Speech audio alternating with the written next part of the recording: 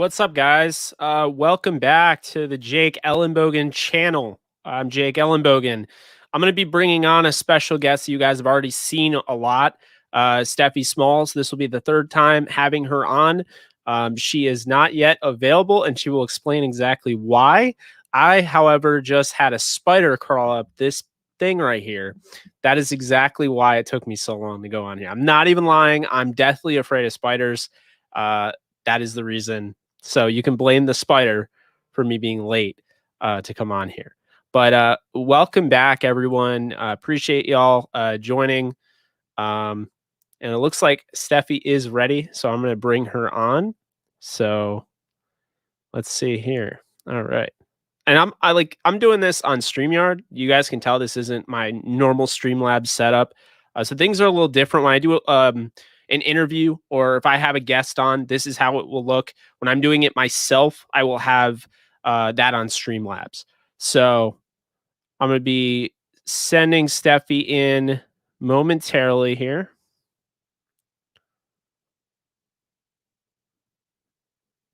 All right. What's up? Can you hear me? I can hear you. What's up? How we doing? We are doing okay. All right. I already prefaced that you were having some issues. Like, so you can explain them. If I start screaming, everyone, it's because there's literally a mouse in my house. Yep. Like, I'm gonna probably keep looking at the floor, but I'm gonna do my best to stay concentrated because I went to go get a garbage bag today and a mouse essentially jumped out at me. Hey, I hear you. I just I don't know if you could hear me when you were the backstage area in this thing. I'm very new to this, but there was a spider right up this thing right here. And I was like, nope. There's something about mice that get me. I don't know what it is. I would rather there be snakes in my house. I'm not even kidding you. Something about mice is so disgusting. Yeah, I'm not really a huge fan either, to be honest with you. So I can't blame you there. I ran out of my house. There's 7 traps up. I don't know why it's not going into the trap. Just hurry up. I know, just die already. It's okay. My roommate's like, can we get the humane ones? And I'm like, not today. Yeah, no. Next time. No, we need to just can that. So we have a lot to discuss because the last time we were rudely interrupted by technology, but I fixed that. I realize now we can't have the way we used to have it, right? We can't have the the Streamlabs and Zoom and everything going at the same time. It just doesn't work. So I'm hearing myself through your thing. I don't know why, but that's what Dave said. It's because I have to use my other computer, but I could jump off and jump back on. It's up to you. Let me grab the other computer and then. All right, cool. Yeah. All right, cool. I'll answer questions and then I'll just zip you back in here. Perfect. See you soon. All right, sounds good. All right, so we will bring her back. But let's answer some questions. So let's see here. We'll start from the beginning here. Paul Charles, how we doing? Hey Jake, I heard our center Austin Blythe is working on a deal with the Vikings last week. Les Snead says that they're confident that Austin Blythe will be back with the Rams. What is he doing? So I heard this too. And what I will say is that started from a Vikings Twitter account, a Vikings fan Twitter account. So don't put too much stock in the words that you're hearing as far as working on a deal. I actually reached out to one of the guys because they mentioned that one of the Vikings reporters confirmed this. Now, I reached out to him and he said that they had talks. They have had talks and they're interested. But there's nothing more after that. We don't have a work on deal. We don't have a framework or anything like that. So I just want to make that very clear. Nothing has been signed yet, guaranteed, nothing. And I do think the Rams will get the last opportunity to sign Austin Blythe. I ultimately believe that Austin Blythe will be a Los Angeles Ram. If he's not a Los Angeles Ram and they do lose him to the Minnesota Vikings, I would look at Austin Reeder, a veteran center that I don't believe he allowed a sack last year. He is definitely somebody that I would probably put in that mold. If not him, then I guess they'll look in the draft and, likely move Austin Corbett to center. But we'll see. Regarding that, though, I think Austin Blythe will be back. I'm pretty confident he'll be back. But again, we don't know for sure. As far Kid Savage asked to do a mock draft, bro. I've done one. I've done many. If you want to check those out, it's on my YouTube channel. Go hit that up. Rams. And then I did a full three round whole NFL mock draft as well, live, a few live streams ago. It's tough to see other teams having first round picks. We have to wait for the later rounds. I get it, but hey, when you get a guy like Matthew Stafford, I mean, he changes everything. It's like getting a brand new start. I mean, it feels like a new era for the Rams, and they're treating it. Their social media team seems to be treating it like a new era, because that is what you get from a Matthew Stafford coming over. And I mean, let's be real here. He's been one of the better quarterbacks in the league that just hasn't been in a great situation. I understand, you look at Tom Brady and what he did with Tampa, but let's not act like the Tampa Bay Buccaneers weren't a good football team. He didn't take them right from the ashes. They were on their way up, and he had a great year to add to that. Now you look at what the Lions had. Weirdly enough, I feel good about the Lions moving forward. I don't feel like it's Stafford. I feel like it was more so Matt Patricia. He was the wrong coach. If they had a Dan Campbell there, I honestly wonder what could have happened. And we will see what he does with Jared Goff. But just keep in mind when, the Rams, you see that Jacksonville pick there for Jalen Ramsey, and you see the third round go off the board for, Matthew Stafford. Just keep in mind that Jalen Ramsey is a focal point of this team moving forward, and Matthew Stafford is an incredible quarterback that they are adding to this roster. This is a great point, shot by Nolan. A big fan of you because you're on all of my streams. Some of you guys are on all my streams, and I appreciate it so much. I just want to give a shout out to Shot by Nolan here. It could be worse. Imagine having only 3 picks in the draft like Seattle. You're right. Absolutely could be worse. You could be the Bears after they trade for Khalil Mack. They trade a lot of picks for Khalil Mack, not a quarterback. And sure enough, Mack is there, but you're not winning championships. You didn't do it with Trubisky, Foles. You're not going to do it with Dalton. So they still are in the same issue of not having a franchise quarterback. And they gave up all those assets to get a premier defensive player that hasn't quite led to going to a Super Bowl, for instance, or even an NFC title game. So good point there. What's up, Alec Zamora? How we doing? Just a shout out to him. He's amazing. Go and follow him on Twitter if you're on Twitter. I just had to do that. I'm looking at all the comments, highlighting them all, abusing this power because I don't have this on Streamlabs. I'm just letting you guys know that right now. All right. Jake, is the Mac Jones to the Niners hype real or just a smokescreen? I hope it's real. I couldn't tell you for sure. I don't know for sure, but I do feel like when there's smoke, there is fire. And I do think that Mac Jones to the 49ers is something that's being discussed internally in that organization. I'm not going to say 100% that Mac Jones will be a Niner, but I do think if that many people are talking about it, I don't think it's just hearsay. I think there's a legitimate discussion going on, going out and getting a guy like Mac Jones. Why would you do something like that? I understand a lot of people are like dumbfounded. And for me, I am, because I would look at a guy like Trey Lance, who's my number 1 quarterback in this draft, as the better option. I would look at Justin Fields, who's my QB4, but will probably be there with Trey Lance because you have to assume that, Trevor Lawrence is off the board at 1, potentially Zach Wilson at 2, especially with, some of the stuff we'll be talking about later on. But I got to tell you, you look at what Justin Fields and Trey Lance can do. I think they would just add a, uniqueness to that offense they haven't really had since like the 49ers in general, since Colin Kaepernick, with that mobility factor. I do think a lot of it has to do with the fact that, people look at the archetype of former, Kyle Shanahan quarterbacks and they're like, no, they're not going to get a guy that, can run around like that. They want a pocket passer. They want a Matt Ryan, or, they want somebody like that. Kirk Cousins. Don't necessarily do that, because that is not Matthew Stafford isn't Kirk Cousins, and Sean McVay was very keen on going after Stafford. So I wouldn't necessarily go by the archetypes all the time. And that's what I'll say. Is Mac Jones, is he possible? Yes. But is he likely? I don't know. I think it's really up in the air. Personally, I think the best fit is Trey Lance or Justin Fields, though. But that's just me. Yeah, I think Austin Blythe is going to the Vikings. That means we move Corbett to center or draft a center at 57. Don't think for sure that Austin Blythe is going to the Vikings, like I mentioned earlier.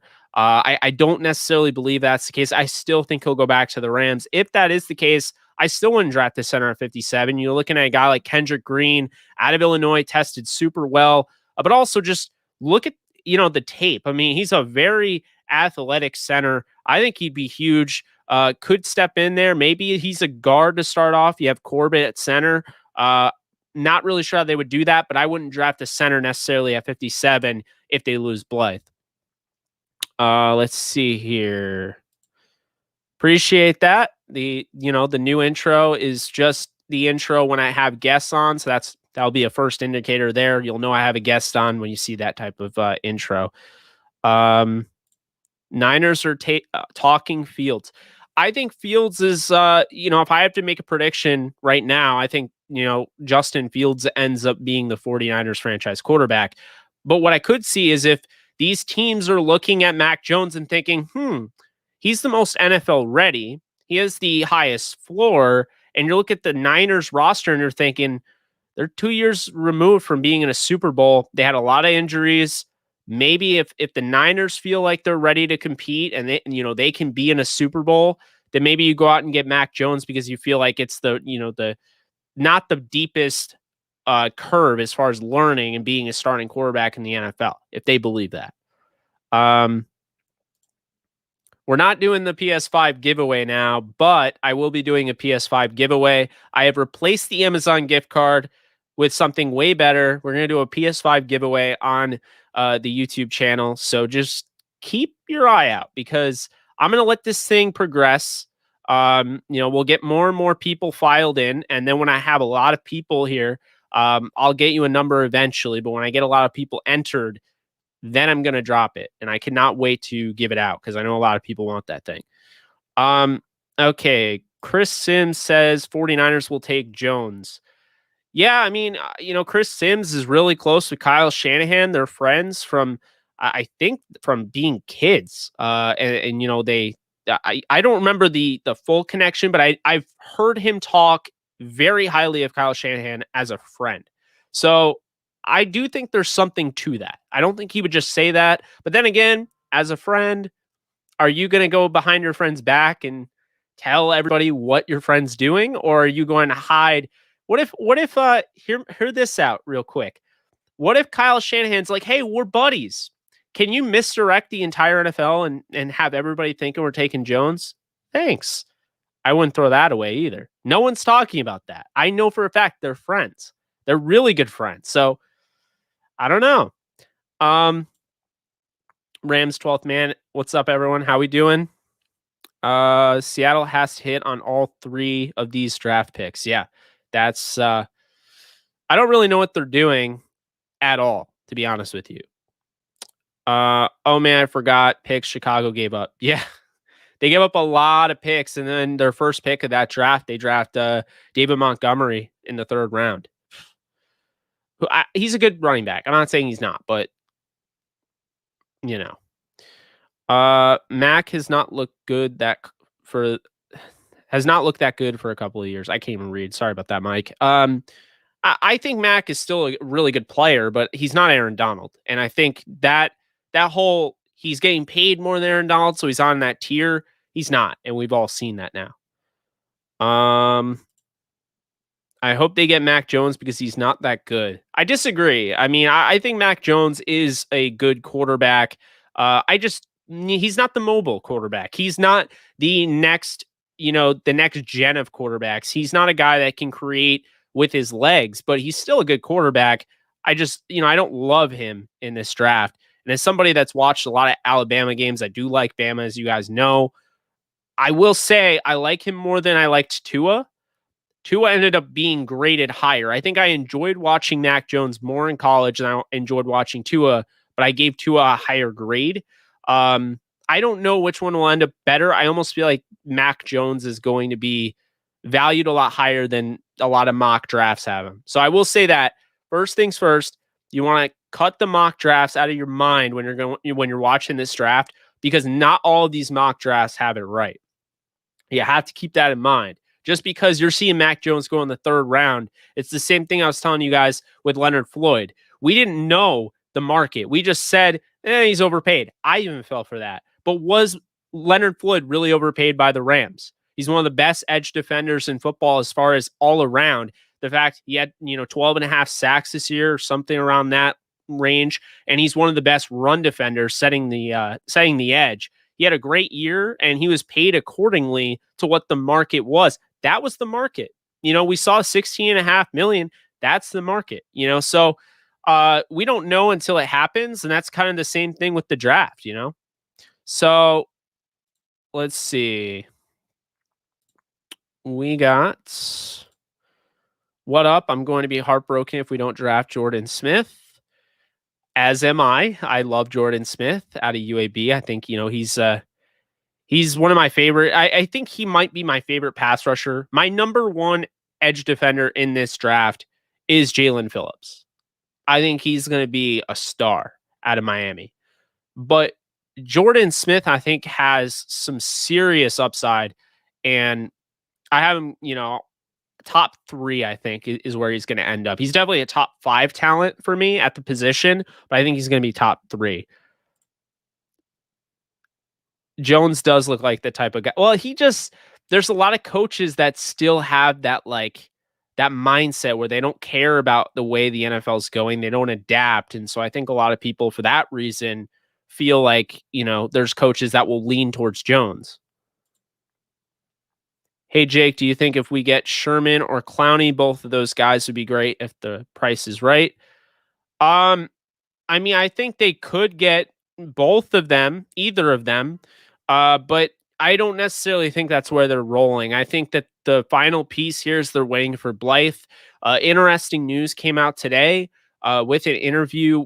I forget who it was for the Browns. One of their beat writers interviewed Troy Hill, and Hill basically said straight up it was between the Browns and the Rams. He chose the Browns to go back home to Ohio, but it was close for him. And that tells me if the Rams were interested in Troy Hill and they were, a finalist, don't sleep on them going out and getting a cornerback. Now, does Richard Sherman make sense as a nickel guy? No, he does not. I think you want him on the boundary for sure. But, a guy like Brian Poole, I can't stress enough, makes a lot of sense from the Jets. He's gotten better each year, 2016 and 2018. He had the familiarity with, Raheem Morris, playing with him. He wasn't the defensive coordinator, but he was in the building 2016, 18 through 18 with the Falcons. And then he went over the Jets and got better. He's 28 years old. That's who I would go, but we'll see where they go with that. Sherman on the offense, Clowney on the defense would be great. Sherman is a defensive player, so I wouldn't want him playing offense, but let's see here. Jones looks like I saw that. Hey Jake, we got Drummond. That is great news. Yes, very happy. Andre Drummond is a I almost said a Ram, is a Laker. Definitely digging that. I could see the Lions doing what the Chiefs did, drafting a quarterback, sit for a year behind a more veteran quarterback, Goff, and learning just like Mahomes behind Smith. I could see that too, Jordan, and I wouldn't rule it out, but I do think the Lions are ultimately going to grab a guy like a Jalen Waddle or Devontae Smith or Jamar Chase. I think the top wide receiver, or if Kyle Pitts is there, they'll draft him. But I think the top receiver on their board that's available is where they'll go. I think they're higher on Goff than many people are giving him credit for. And I don't look at the Lions and think they're a bad team. Stephie and I talked about this the last time she was on. I think the Lions can compete. I don't even think they'll be the worst team in their division. I think Chicago will. So I actually, I'm rooting for, I want Goff to do well. And I'm rooting for Dan Campbell. And, Anthony Lynn, hopefully he gets that run game going. He's he's a guru when it comes to the run game. Just look at what he did in Buffalo. So, we will see on that. What? Let's see. Hold on a sec.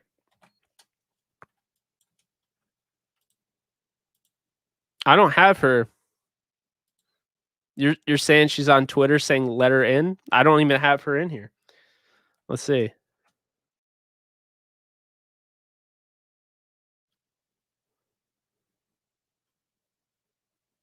I don't I don't know what's going on. I hope she can come back. Any rumors on a center like Reeder or Clowney or Poole? No rumors, nothing that I've seen.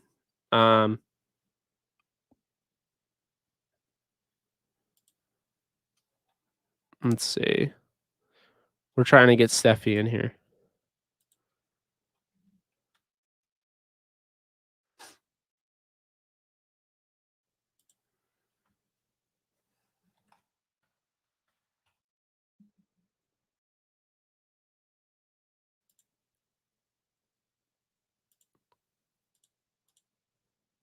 Yeah, I don't know what's going on. Shanahan has Chris Sims' initials tattoo on his calves. I remember that. I don't know where I saw that, but I do remember that. Agreed. Could definitely be a misdirect. Trade details between the 49ers and Miami Dolphins. Let me pull up the trade real quick. I know the 49ers gave up like 2 first rounders and a third. I think it was like the same thing as Stafford to move up. They kept their second though.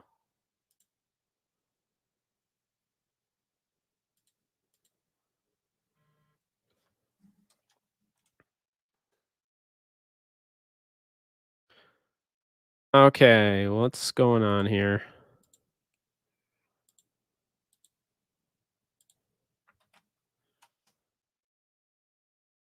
He's having a hard time getting in, so we're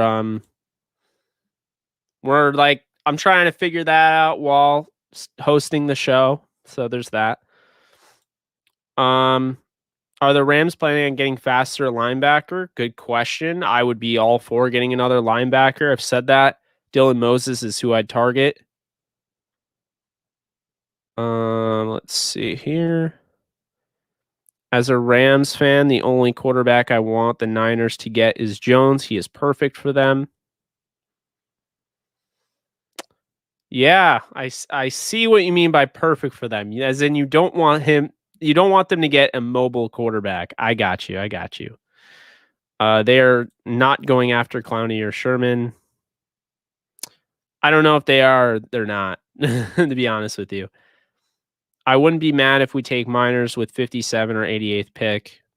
Probably the 88th. I don't want to draft the center at 57 because I do think they'll get Blythe back, and I don't necessarily want to draft a guy that I don't think is necessarily going to start. I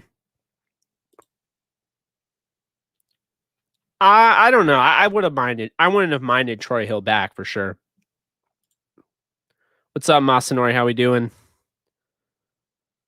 Both Sherman and Clowney have too much mileage on them since the Rams don't have any draft picks. They need to get younger. It's just 1 year though. You know, when you're all in on a Super Bowl, you can get those guys on a 1-year deal. What's up, Preston? Who should the Lions draft at 7? Jalen Waddle if he's there. Jake, is Poole available from the Jets still? Is Poole still available from the Jets? Yes, he is still available. I agree with that. Okay, let's see if we can figure this out.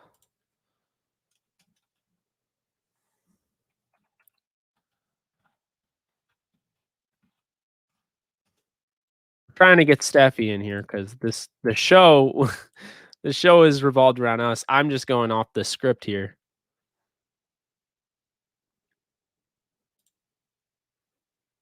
Hey, you know what? They signed Deshaun Jackson, and I'd love Eskridge, but I just feel like they're not going to do that now. You know, if they didn't get Deshaun Jackson, that's different, but they did, so I feel like that changes everything.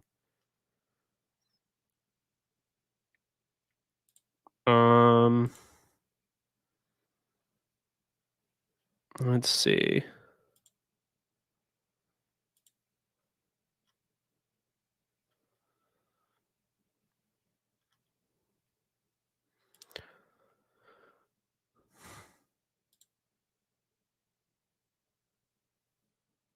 I'm trying to get her over here. Let me see if I can text her it. I'm sending it over Twitter, but maybe I have to text her the link. I don't know what's going on. I literally got this whole thing so this wouldn't happen. It really amazes me, technology, folks. Let's see.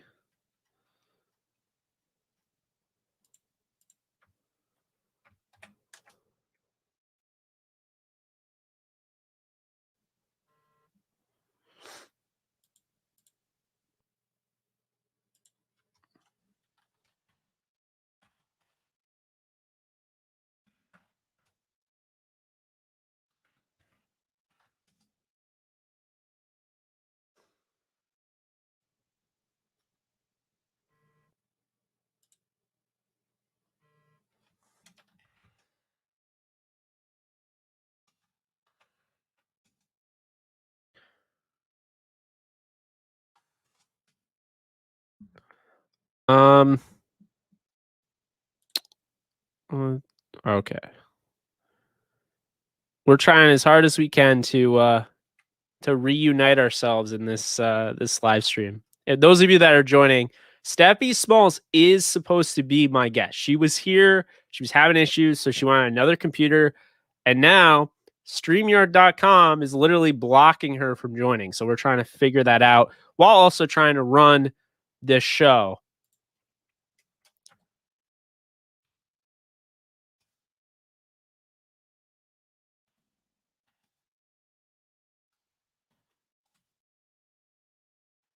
Let's see.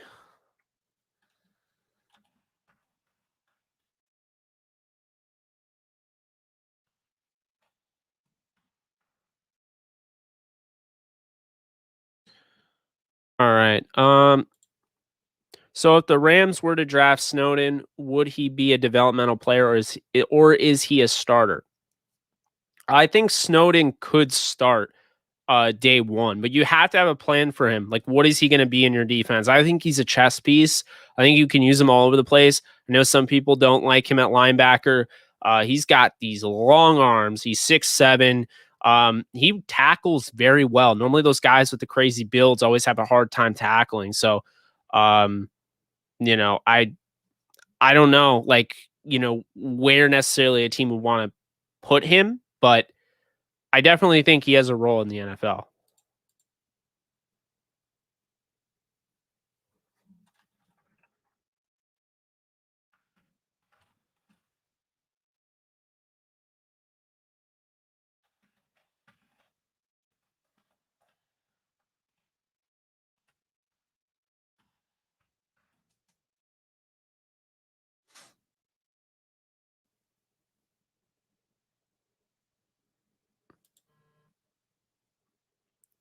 Let's see.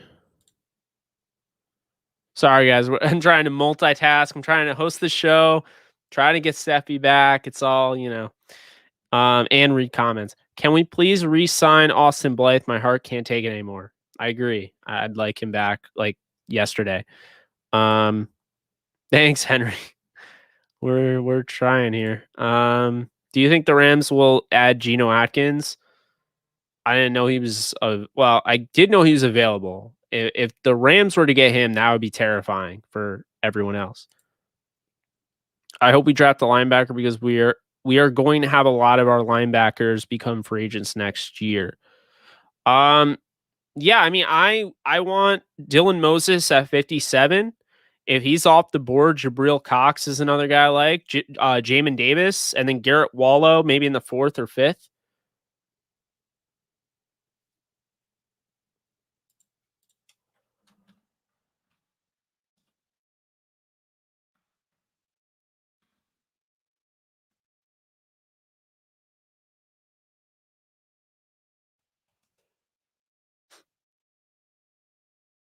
see. Would the Niners still have moved up in the draft if Goff was still the Rams quarterback? It feels like San Fran pressured to make a change after Stafford came to LA. I mean, I think that those internal discussions happened as soon as Watson became available. Now, we won't get into all the weird stuff that's going on off the field or whatever, because nothing is 100% guaranteed. I'm not a guilty until proven innocent guy, so I'm not even going to speak on it. Okay. So, um, okay, so sorry, I'm reading and talking and trying to get this thing all squared away. But yeah, I guess the thing I have is that, when Watson made himself available by saying he didn't want to play with the Texans, it opened up the door for all these teams to essentially have this internal discussion and really decide whether or not the quarterback they have is worth not pursuing Watson. Then Stafford came to the table and became available, and he was more readily available. Like, you wouldn't have to wait because the Texans were like not wanting to trade Watson, and the Lions were like, we're trading Stafford. So, to make a long story short there, I think because of those two becoming available, all these teams have already had this internal conversation. They already know whether or not they're going to move on from their guy or not. They already have a plan in place. And I think the 49ers simply had a plan in place. So look, they're both upgrades over Jimmy Garoppolo. And a lot of people inside that building do believe that Jimmy Garoppolo is the reason they didn't win the Super Bowl. So I think that's something to, keep in mind moving forward. I don't necessarily think it's anything because of, what the Rams did in Stafford. I think it's more so that was already had. That conversation was already had, and the Niners had made a plan as soon as that happened. I'm not going to act like that couldn't have happened. I think it's a great question you ask, Brett from LA, but I just don't know for sure if that's exactly how it went down. You know what I mean? I do think that definitely led to just the Watson and Stafford stuff definitely led to all these teams having this internal discussion. Good football teams do. If you're going to be a complacent football team, which I'm sure there's a lot of teams out there, then they didn't have this discussion. And they're like, no, we're going to roll with Andy Dalton like quarterback or whatever, because we don't care. I don't think the 49ers are like that. So, I would imagine they definitely had that discussion.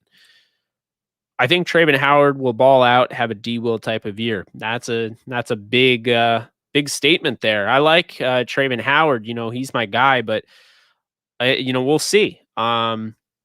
Personally, I wouldn't mind Dylan Moses starting next to Troy Reeder next year with guys like Kenny Young and Trayvon Howard and Micah Kaiser rotating, but we'll see how that works. What's up, Darth? Welcome to the channel. Appreciate you subscribing.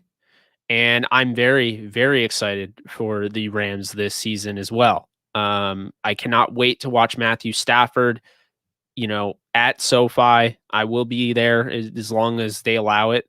I'm not going to be at every game, of course, because I didn't end up moving to LA, but I will try to be there as many times as I can, possibly. And I can't wait either. I mean, there's so much to look forward to as a Rams fan, but as an NFL fan in general, this season should be really fun.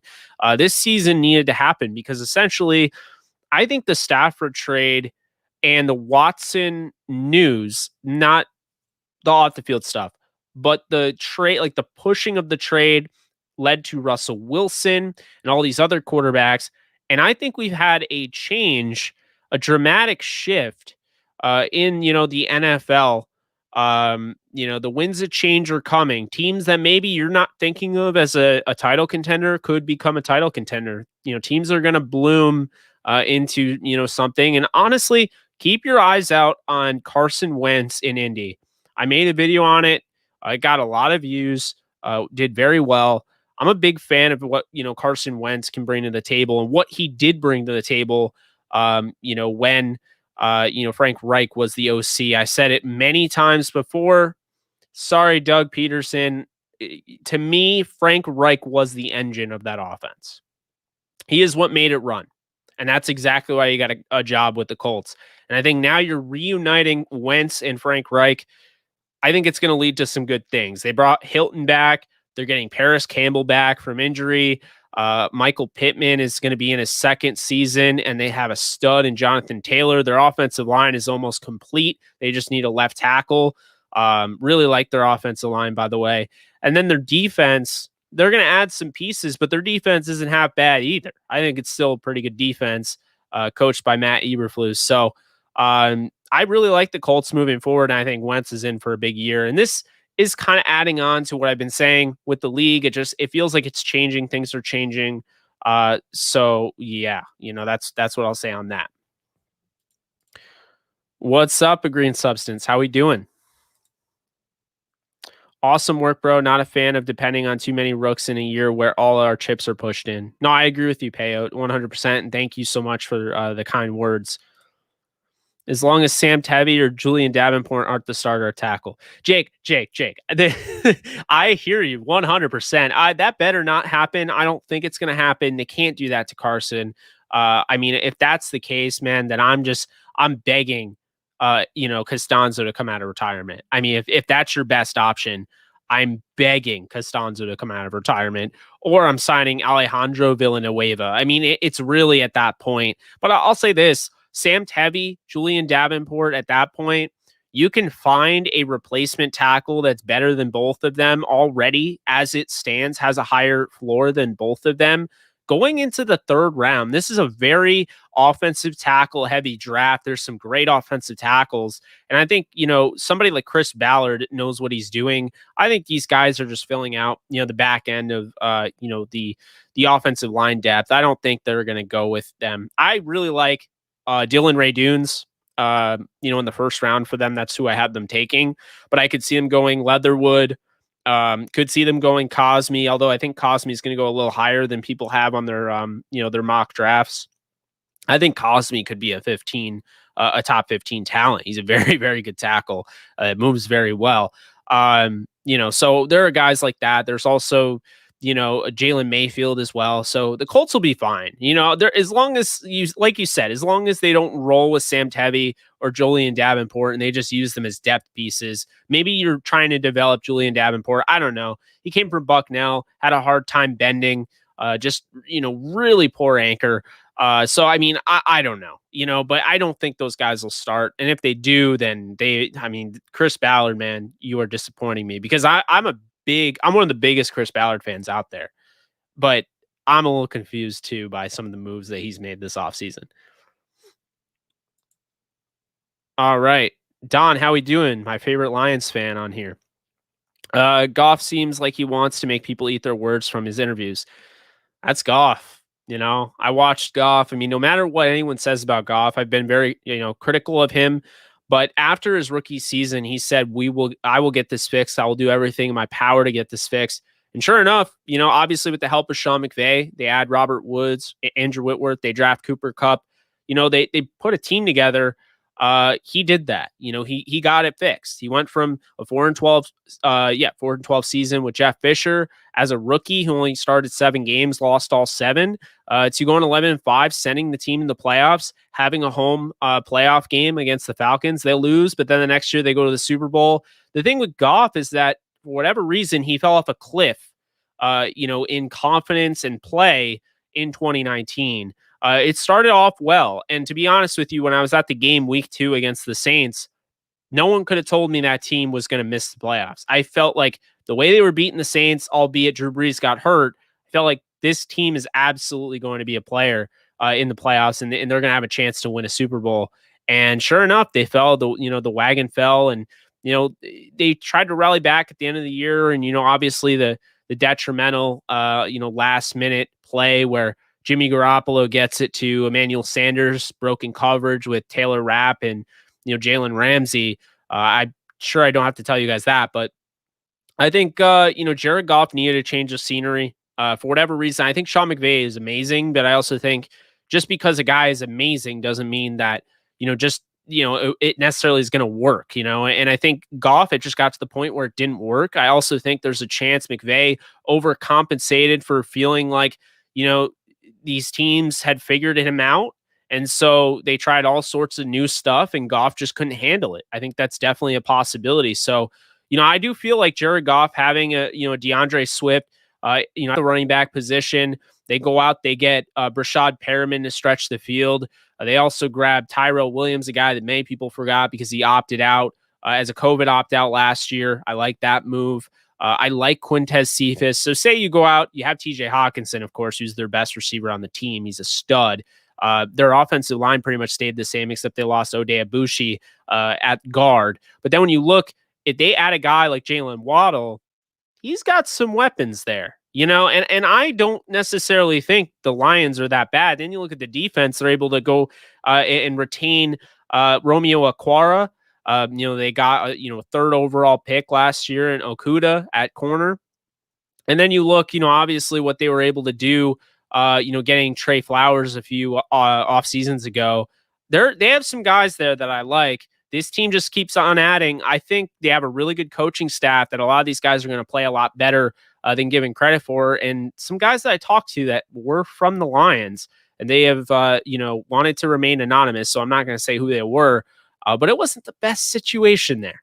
It was not the best situation there. So I do think there's a reason, I just think there's a reason why I'm leaning more like, it's okay. The Lions are not dead. They're not tanking. I don't believe in the whole tanking thing.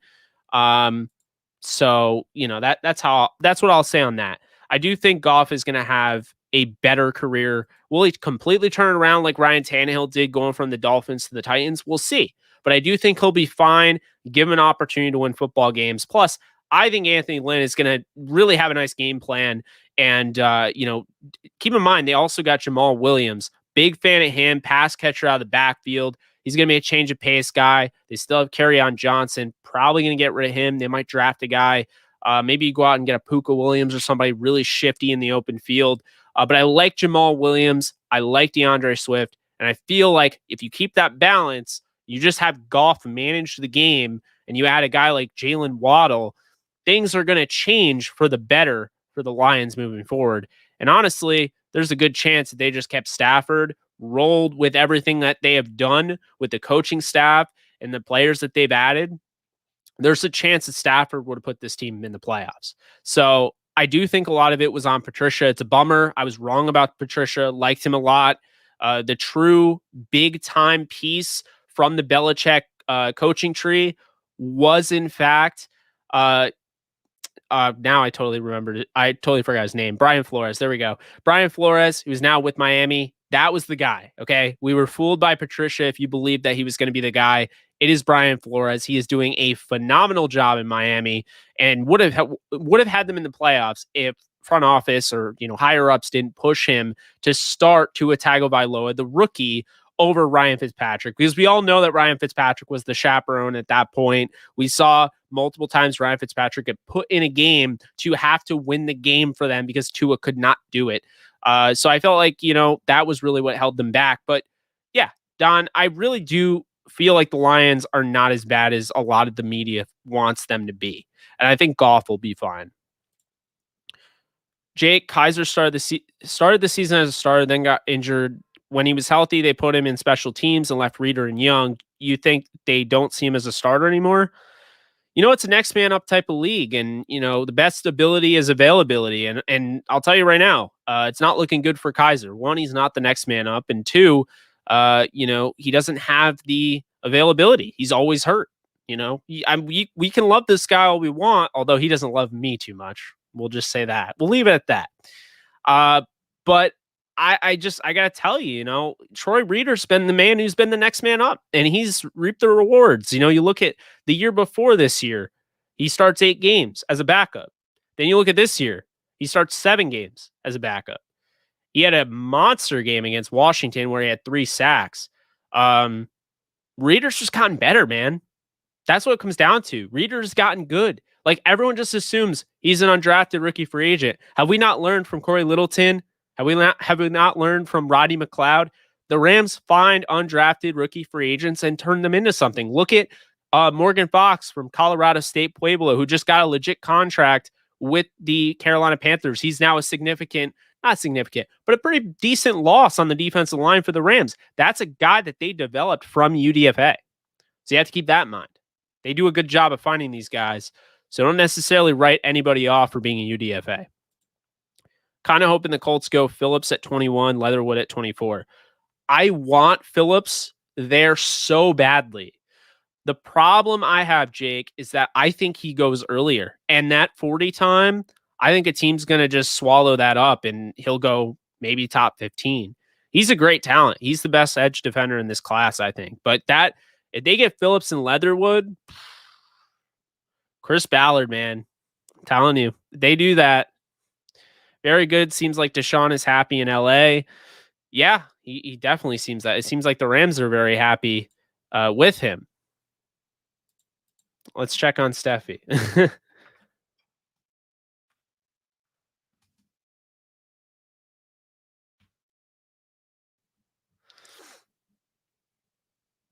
Let's see. Time certainly flies when you're waiting. Let's see. Do you think, Jake, that Deshaun Jackson will stay longer with the Rams if he has a good year? That's hard to tell. I don't know. Because I do think he would leave if he got a better deal. Like if he breaks out this year, I don't know if the Rams are going to pay him significant money at age 35, after this year, and having Van Jefferson, having Robert Woods and Cooper Kupp. Let's see. Okay. Steffi's still trying to get on, by the way. We, if as long as she can do it, we'll have her on. Right now I'm just answering your questions. Number 1 offense on 2017, number 2 in 2018. Yeah, you're absolutely right. Yeah, we missed the playoffs because we had the worst O-line in the league last season. Are you talking about the Lions? I didn't think the Lions' offensive line is like that bad. I do understand with what you're saying, though.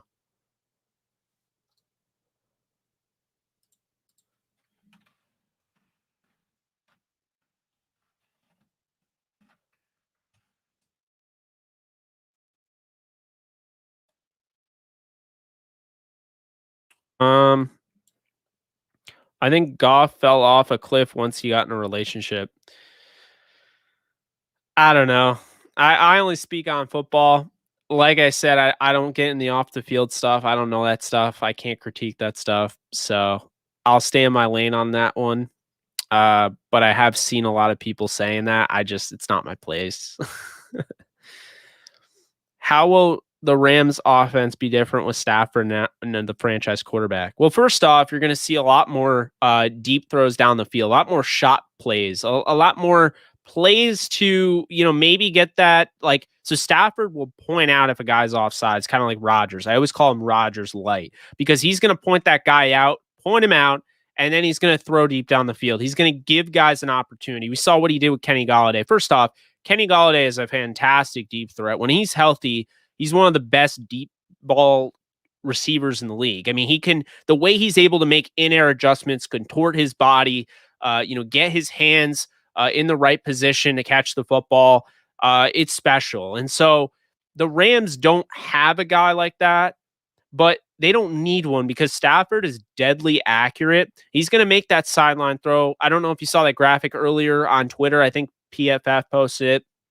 Robert Woods is among the top 5 receivers in the league on toe drag catches. So what that means is, catches near the sideline, Robert Woods loves that, and he is going to go and make that play. He does a great job of getting 2 feet in bounds. Well, luckily Stafford is really good at throwing, those out routes. And he's also really good at throwing the deep ball. And now they go out and get Deshaun Jackson. I won't be surprised this guy has 10 touchdowns next year, to be honest with you. But I also just got to say this. Don't sleep on Van Jefferson, because I think Van Jefferson is a lot better than people give him credit for. And it almost seems like people, every time someone's trying to knock Van Jefferson, it's always this random, he's not fast enough, which he was the fastest time guy at the Senior Bowl. You guys are probably sick of me saying that. And I also hear he's 5'10" from people, and that's just not true. He's 6'1", 6'2". So being 6'1", 6'2" is a lot different than being 5'10". Deshaun Jackson's 5'10". So I mean, this guy can go up and he's tall enough that he could actually make a play on the football. I saw at the Senior Bowl. I saw him go up and grab the football. He's not Kenny Golladay, but Van Jefferson, don't be surprised, man, if he has a breakout season, if he has the best season among the Rams receivers. I wouldn't be surprised. I think he's been so slept on, And I think people are going to look back and say, damn, Sean McVay, what the hell were you doing playing Josh Reynolds as much as you did over him? Because I know I will. And I love Sean McVay, but I'm going to keep it real. I think Van Jefferson should have played a lot more last year. And I think he's going to play a lot more than people think this year. Couldn't run the ball or get protection. Oh, well, yeah, absolutely. I mean, what was the stat? It was 11 games or 12 games that Stafford has had a 100-yard receiver and over 164 starts.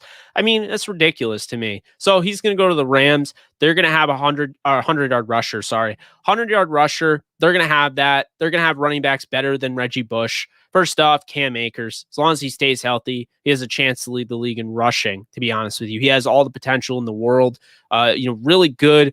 After the catch, obviously can make something happen. We saw what he did in Miami and against the Jets. But not only that, his run after the contact is impressive. I mean, this is somebody that has great balance. He's going to run through an arm tackle. He's going to make him pay. He's going to deliver punishment, but he's fast enough where you have to worry about his speed as well. But then say you track him down, you put in Darrell Henderson now, who's fresh. You put in fresh legs in Henderson. Henderson can house it. He's a very good running back. So they have two really good running backs. We'll see what they do in the draft if they add a third. I've actually in my mock draft had them getting Puka Williams. I think he would be just huge for them. They also have Xavier Jones, great balance, solid receiver. He was a UDFA out of SMU. And then they have Raymond Calais, who was a 7th-round pick out of Louisiana Lafayette by the Tampa Bay Buccaneers. They wanted to keep him, and the Rams took him before they could add him to the practice squad. So, they have some talent there at the running back position. The Lions had a lot of talent. I thought Adrian Peterson ran the ball well, but the problem was that Adrian Peterson would get taken out as soon as he had a good run. And they'd put in DeAndre Swift, or they would put in Kerryon Johnson. And, I guess my biggest issue is that, I think Adrian Peterson was their best running back last year, but they drafted a running back in the 2nd round in DeAndre Swift. So obviously they had to, give him those carries. They had to try to develop him. Adrian Peterson would be an interesting option as a third guy. And dare I say it, Todd Gurley on the veteran minimum. If he has a hard time finding a spot, I wouldn't mind him as the third running back. I know he probably wouldn't want to be there because, he's probably done with the Rams, and I don't blame him. But, I wouldn't mind bringing Todd Gurley in, or a James Conner, or, an Adrian Peterson as the third guy that can deliver a punishment, that can fill that Malcolm Brown role. Because to be honest with you, Calais and Xavier Jones don't fill that role. Malcolm Brown, was able to bang moving forward and get those, those extra yards to get the first down. Also really good in pass pro. So I think Adrian Peterson is an option there. Todd Gurley's not. I don't see it happening. Although I would, if I was the GM and he wanted to come back, I would bring him back. I just don't see that happening. So that's how I'll leave it at that. Let's see. McVay needs to adjust better. Yeah, I mean, there are times where I feel that, but I also felt like a lot of that was on Goff too. I guess we'll find out. But yeah, I get what you're saying. Yeah, they look solid in 19. Then that injury bug hit. It's true. A lot of injuries there. But you know how that works. Man, you know your stuff. Hey, appreciate that, Don. I'm not going to come on here and talk to a Lions fan about their team without knowing a thing or two about their team. You know what I mean? I hate when people do that. I hate when I see, I've said it the other day, I hate when I look on, First Take and people, they're telling us like, this is how it should be, but like they can't tell us 5 names on a team. So I will try to never be that person. If I'm not prepared to talk about a team, I'm not going to just start talking about a team. I have to make sure I know what I'm talking about. So wouldn't do that to you because you probably know more about the Lions than I do. But yeah, just here to add some context. Goff will come back to haunt the Rams. I don't think so. Because I think Stafford's very good, but I think Goff is going to work out. And I think it's one of those things where Goff wouldn't have worked out with McVay. I think that ship sailed, and Goff, whatever he does now, is simply Goff. With that change of scenery and what he makes out of it. Goff couldn't get over the Super Bowl loss. I think it led to Rams and McVay relationship. Yeah, I mean, maybe. I think the Super Bowl had a lot to do with some of it. The Super Bowl is designed for the winner to win and the loser to die. I've said that for a while. Look at the Falcons have never recovered since 2017 or 2016. Sorry. and I think the Patriots are the exception because they're run so well that even when they lost the Eagles, they were able to get back and win against the Rams. So, I think just unless you're like the Patriots, you're going to hit a Super Bowl hangover if you lose. I think that's what we've seen. Downfall. Yeah. Let's see here. What's up, Kellen? How we doing? Reader's first sack ever. He ended up with 2 more in the same game. Hat trick. Yeah, I love that game. That was a fun game to watch. And that was against a good Washington team. Now, albeit I don't think they had Chase Young. It was a weird game, but they ended up blowing him out. If the Lakers draft the linebacker, the Lakers? You mean the Rams, right? I was like, did I read that the Lakers or did you write that the Lakers? If the Rams draft a linebacker, they're gonna have a crowded space. What they gonna do? Oh, they're not gonna have crowded. Dylan Moses is the best linebacker. I mean, yeah, I'll give you that. I meant the Rams. Dylan Moses is the best linebacker day one if he goes to the Rams. I'm just gonna say that. He's a stud. So, 80 had 3 sacks, 2 that game. I think it was against Seahawks too. I forget, but I love that game. Yeah, no, absolutely. Flo looked hyped to re-sign too. I think Djax would like to stay if he has a good year, but there won't be room for him. Rams stacked at wide receiver 1. 3 will be drafting a big body wide receiver this year. I think Amir Smith-Marset out of Iowa is a guy that they might go after. Stafford will attempt to throw. Goff wouldn't even consider. When he completes some of the D's, will have to respect those possible downfield plays. Will open up every underneath for everyone else. That's exactly what I've been saying pretty much all off season. Stafford not only helps you in what he can do, but then now he's changed everyone. So now you're not going to see zero blitzing the whole game the way Miami did with Goff. You're actually going to have a opened up offense where they're going to have to respect the deep ball and they're going to have to respect Cam Akers and Darrell Henderson in the running game. And they're going to have to respect everyone all over the field. So, I mean, the guy that kind of gets lost in the shuffle that I didn't talk about, well, too, Tyler Higbee and Bryson Hopkins, who I do think are going to be a part of this offense. So don't sleep on those tight ends either. Yes, Van Jefferson is a great route runner. That was my first takeaway watching his film last year.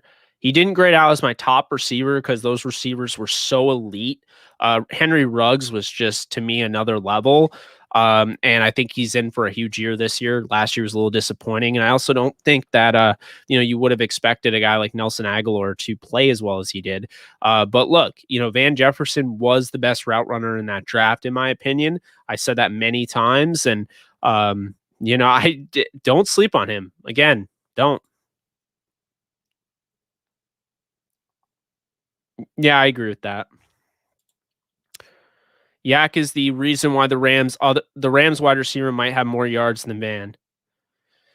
I mean, Yak is the reason that the Rams were able to be one of the top teams in explosive plays. Explosive plays or anything past 20 yards. And the Rams had a lot of those, but mainly because those bubble screens or what have you, or maybe a quick slant, they were taken further than 20 yards by a Robert Woods or a Cooper Kupp, who are 2 of the top receivers in the league in yak yardage over the last 2 years. So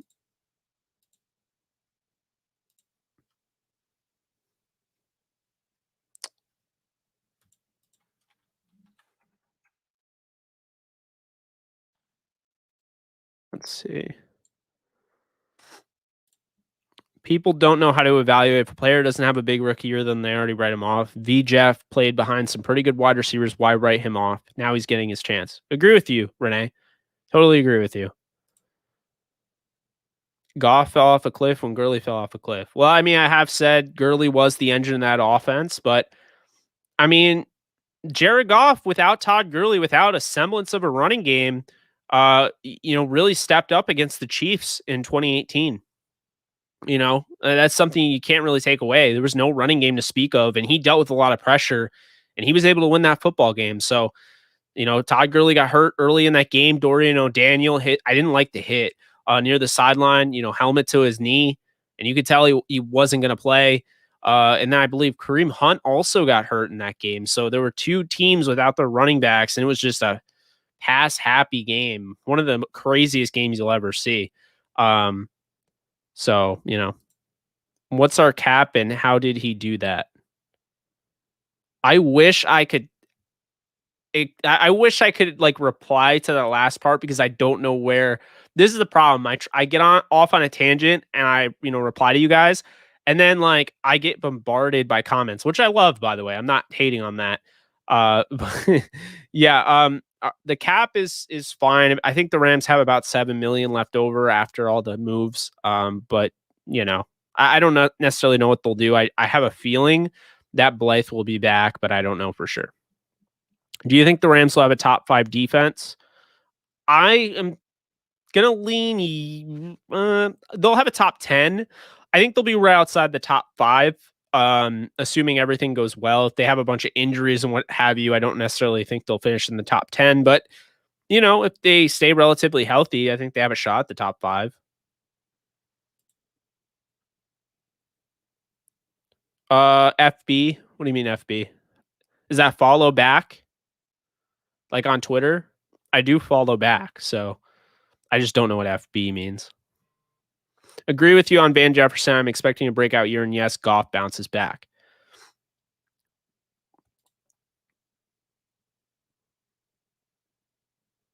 Okay, you were answering that question too. Yeah, okay. So we kind of had the same answer there.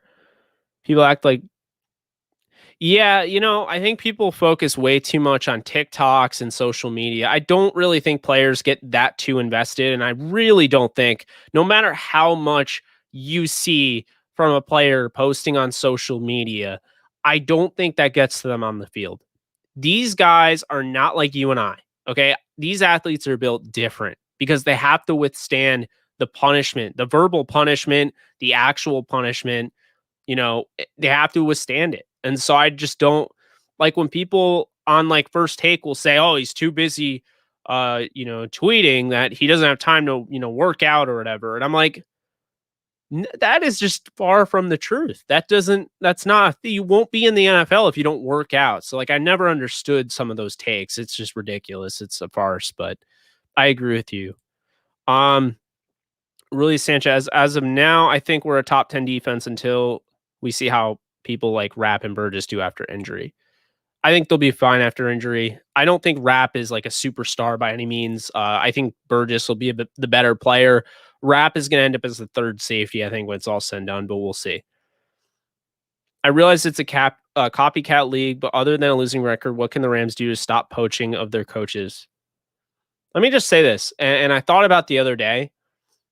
They are fine with it. Sean McVay is going to allow anybody on planet Earth to take his coaches. And you know why? Because it's the gift that keeps on giving back. When you are a destination that is open to coaches leaving your organization, going and getting another job and promoting themselves, and you're also an organization that wins, coaches are going to be really interested in going there. They're going to be really interested. They're going to go there. They're going to be like, okay, so I can win a Super Bowl and then head off and be a head coach or a defensive coordinator, an offensive coordinator somewhere else. Because when does Sean McVay block hires? He blocked one. And Kevin O'Connell. And like he has plans for Kevin O'Connell. But this is how Sean McVay continues to get guys. He's going to continue to fill out his coaching staff year in and year out. And keep this in mind, he's building these connections all throughout the NFL. So what you see with Bill Belichick being able to go out and get Matt Patricia again because he failed as a head coach, Sean McVay will be able to do that because eventually his tree is going to connect to every team. And when that happens, obviously not every team doesn't fire guys. You know what I mean? There's all teams fire or let go or lose. So keep that in mind is now as this whole thing happens, coaches that are willing to let their coaches go, it tells other coaches, okay, I can go to that destination. I want to go to that destination because I feel like they, encourage mobility. And then I'll feel comfortable. We'll leave on a good note, and then I'll feel comfortable going back if whatever I do goes wrong. So it's something to keep in mind. I think it's how Sean McVay, that's the secret sauce. It's how he continues to get guys. Because if you're a coach, where do you want to go? You want to go to a team that wins. The Rams do that. You want to go to an organization that cares about their coaches. The Rams care about their coaches. You want to go to an organization that pushes mobility. Rams push mobility. You want to go to LA because LA is a great destination. Boom, LA. There you go. The Rams. That's why. Like, it's going to continue happening. McVay's going to keep plucking guys like Carberry from college. He's going to bring them into the NFL, and his coaching tree is just going to get super big, and his connections are going to get super big. And what this does is it adds a whole new connection. It's like a web. Like, he's creating his own internet, essentially. So you got to keep that in mind. When he lets all these guys go, they can come back. So if Waldron fails in Seattle, wouldn't be surprised if he comes back. If Zach Taylor doesn't do it, with the Bengals, wouldn't be surprised if he comes back. Aubrey Pleasant, say Raheem Morris leaves, right? Because I imagine he's going to leave and be a head coach after this year. We'll see. Aubrey Pleasant comes back as the defensive coordinator. He left for the Lions. So this is how you keep these communications open. This is how you don't burn bridges. You never do, first off, ever, what Josh McDaniels did with the Colts. He left them high and dry. But when you look at what Bill Belichick has done, pushing mobility, not in a way like I don't want you, I just want you to go have an opportunity. Because I'm not going to stop being the head coach here. But I want you to have the opportunity. Do you think he wanted Brian Flores to leave? Yes, for his own, for him to advance. But do you think he could use Brian Flores? Absolutely. However, what he's doing is he's developing two potential head coaches down the line in Jared Mayo and his son, Steve Belichick. And it's going to keep happening. So that's the name of the game.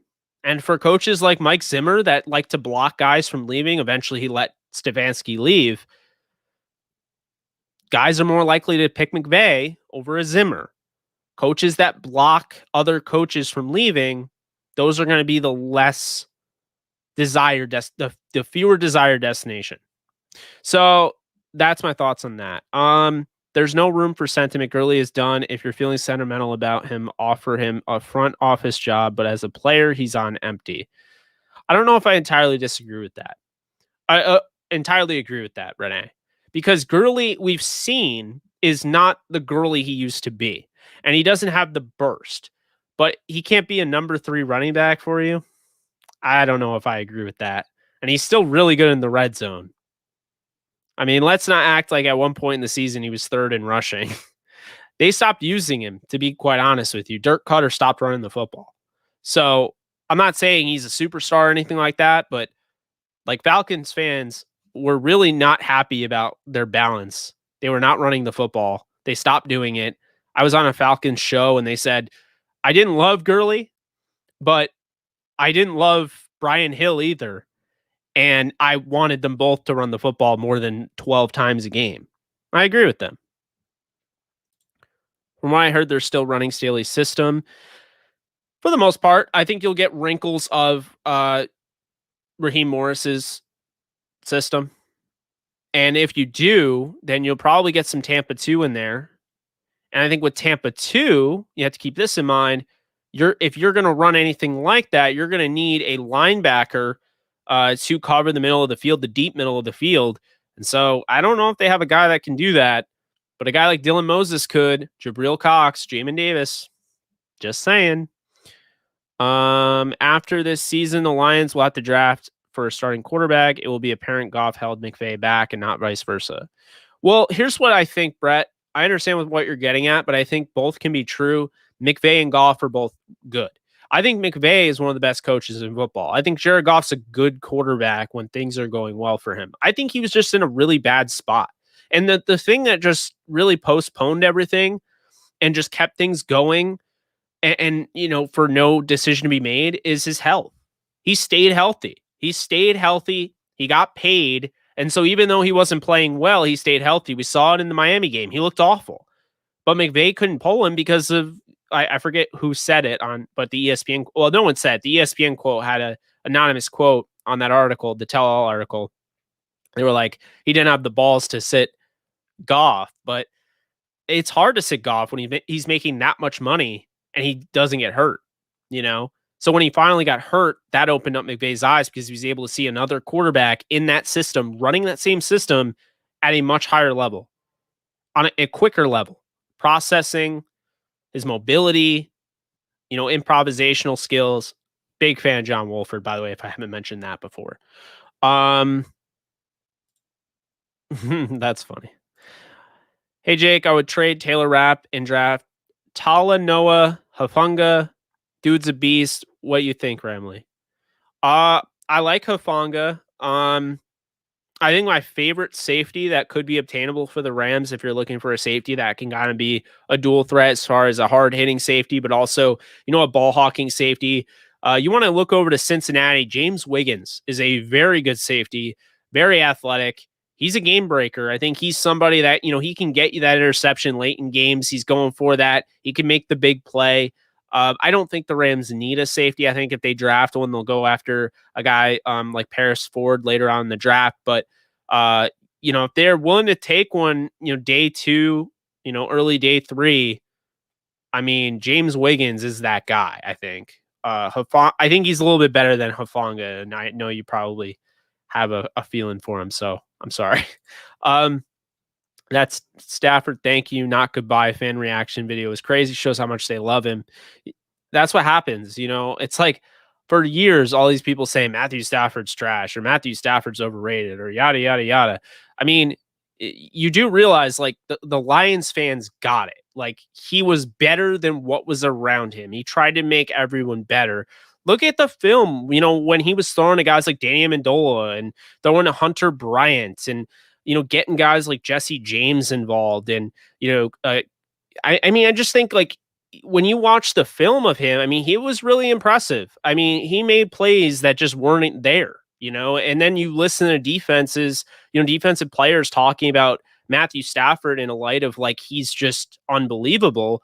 And you're like, okay, I get it. Like Richard Sherman raving about him. He just makes plays that aren't even there. He creates. That's the thing. He's creating plays that aren't there. Goff is very structured. Matthew Stafford can work out of structure. How do you think the Rams will handle Darius Williams if he repeats his level of play this season? He is going to command a big contract if he does. Also, sorry about the DMs. Didn't see you were live. No worries, Shane. No worries at all. I didn't see your DM. So obviously no worries. I will answer that after. But yeah, I think the Rams are going to want to extend him, and they're going to have to be careful because he is a little bit older. I believe he's going to be 28. But I think that's, 4-year deal, maybe 14 million around that. He's going to be worth it. The Rams are going to have more cap next year. So I think it makes sense. It's a win-win for both of them. He deserves it. And that's what I'll say on that. I think Darius Williams is maybe a top 10 corner right now. He is playing lights out. So love the guy. Goff is great. LA is just an exception. We expect to win all the time. Can't stand losing, especially when it feels like it's all his fault. Now, I can't necessarily disagree with everything you said, but I can't agree with everything you said because I don't think Goff is great. Great quarterbacks transcend what is going on around them. If things aren't working, they transcend it. But what I will say is that Jared Goff's lack of mobility and lack of pocket presence put him in a worse spot than ever. Because now we, the fans, or rather LA fans, I've never felt this way. I've been very high on the offensive line. Okay. 2019, no, but 2020, they had a good offensive line. I've heard a lot of they're not good, and I don't agree with that.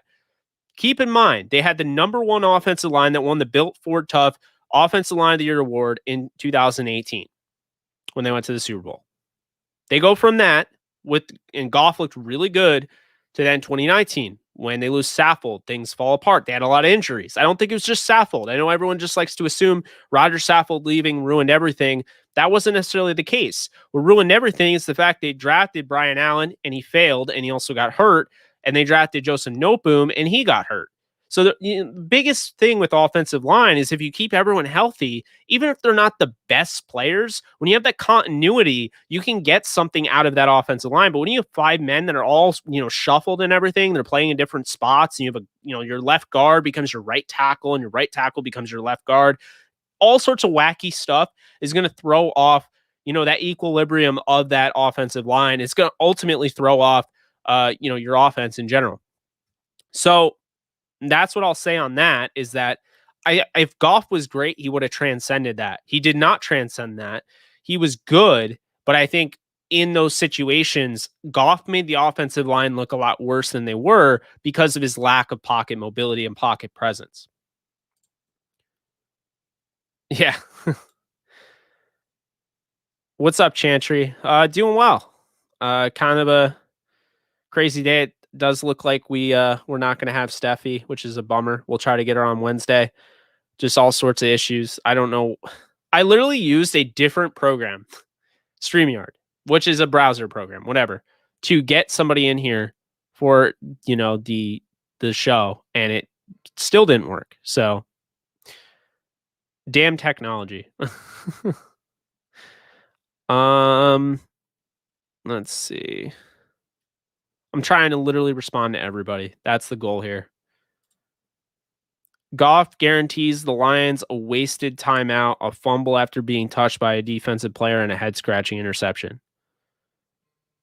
Well, the wasted timeout was because of the McVay thing. I don't think Anthony Lynn or anybody on the Lions is going to be talking in Goff's ear until the final second and having Goff have to do all sorts of crazy stuff at the line. I don't think that.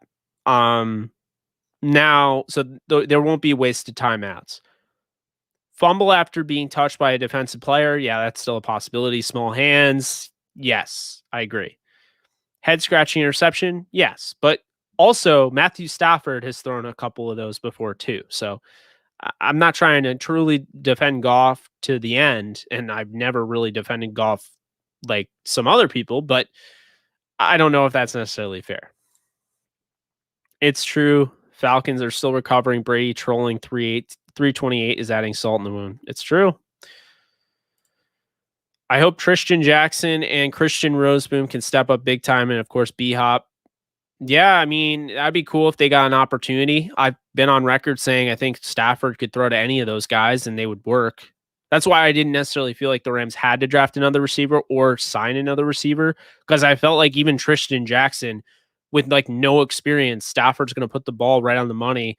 And, with his big playability going back to Syracuse and, as a transfer from Michigan State, I mean, I think he absolutely could have done something. Now, he's not a superstar by any stretch, but, I think JJ Koski, people hate Simba Webster. I think Simba Webster would be fine with Stafford. Stafford is different. Like, that's what I'm trying to, basically put out there.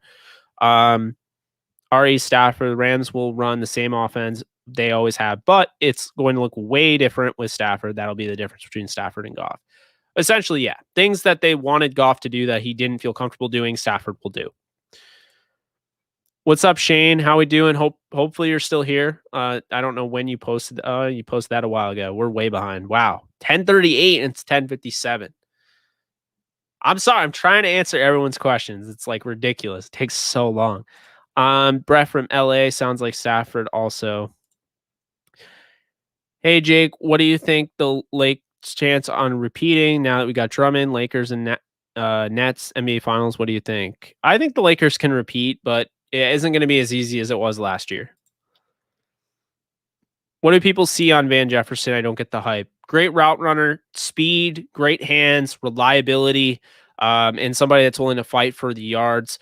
And on top of that, he's got great ankle flexion where if he's going to, grab the ball, he puts himself in great position to run after the catch. And that's the thing. Guys aren't just magically good running after the catch. A lot of it comes from how they set themselves up right before they take that ball into their chest or into their hands. And once they do that, the way they're positioning, it's going to allow them to move upfield. We see that Odell Beckham Jr. with the Giants, that huge breakout season. He's got some of the best, yards after the catch, run after the catch ability. Guys aren't just magically good at that. They either know how to do it or they don't. They either put in the work for it or they don't.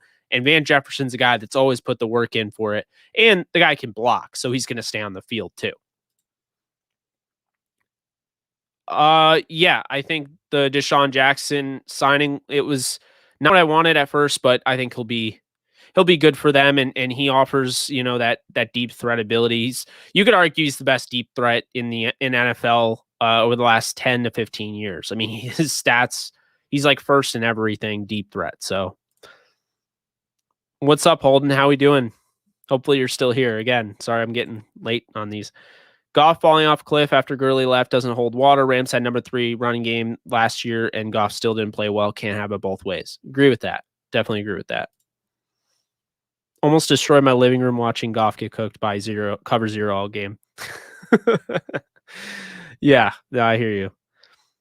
You like my call of Djax the Rams earlier in the offseason? Yeah, it's true. You had that way early in the offseason. Grant Jefferson is a technician, great understanding of creating leverage against defenders early, good understanding of how to win quickly, elite release game, crisp routes, reliable hands. Jake said it best. Definitely go follow him, by the way. I think that's his Twitter handle there. And go hit his YouTube as well. He just did a video on Jalen Darden, I think, a draft profile. So definitely go check out my guy, Jake. He's killing it. Deshaun Jackson had mentioned he and McVay might have him as a punt returner. I'd keep him out of those situations because I know you're paying him, but Deshaun Jackson is the best Deshaun Jackson he can be when he's healthy. That's his only issue is that he missed 29 games over the last 3 years or 2 years. I think it was 2 years. So I'd prefer that he's not the punt returner, putting himself in one of the most dangerous, plays in the entire sport. But that's just me. R.E. Blythe, I think the Rams are looking to upgrade via the draft. If they can't, they'll probably re-sign Blythe, assuming he's still out there. Let's see. What's up, DC? How we doing? You're welcome, Grant. No problem. I'm sure Jake will throw in take as well. Just did. Like 18, 19 minutes later, but I still did. Jefferson has a great understanding of the game. High football IQ matters. Definitely true there. McVay is the zip recruiter for coaches. Perfect point. Goff really fell off the McVay tree. Bryson Hopkins season, I'd love it. You already know how I feel about Bryson Hopkins, Shane. Like NCAA basketball, one and done. McVay, he's going to bring in Kingsbury after this season. You heard it here first. Kingsbury ain't getting fired, bro. He's not getting fired. Kingsbury will be fine. I like him.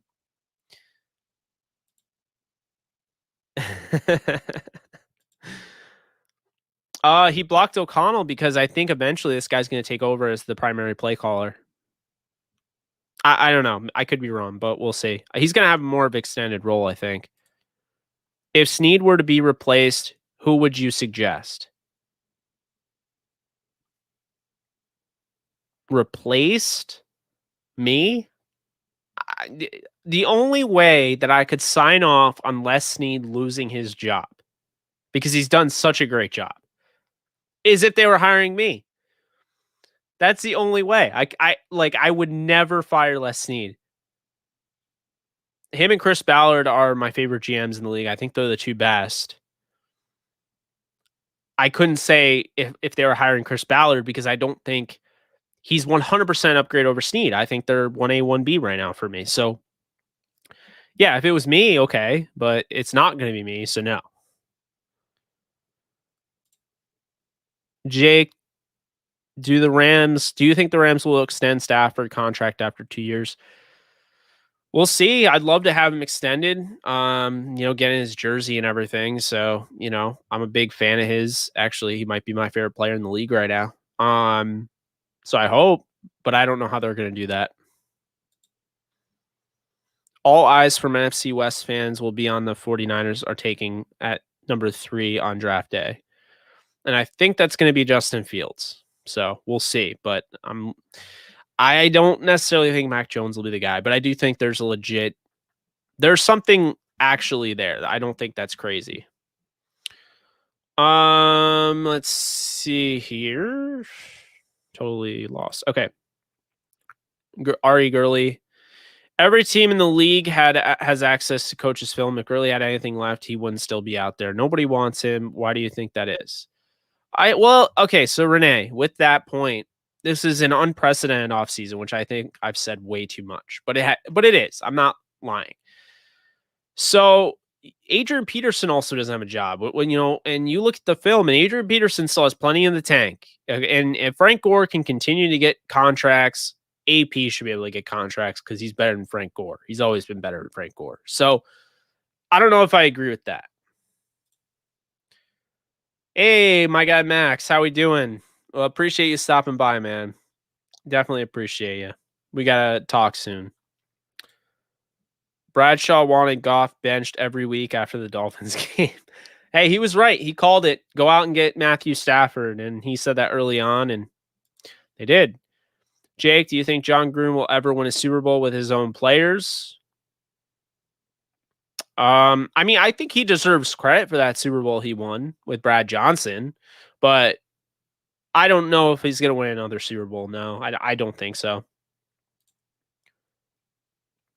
Niners didn't lose a draft pick this year. They gave a first and a third next year and a first after that, but they have all their picks this year. Really? I thought they gave up a third this year. That'd be nuts if they didn't give up a third this year. Goff had opportunities to be great, but fell short. Kevin Mueller, 49ers set for years, built to win now, will be on a rookie quarterback contract for the next 5 years. They're going to able to load up on free agents for the next 4 years. Great point. Great point.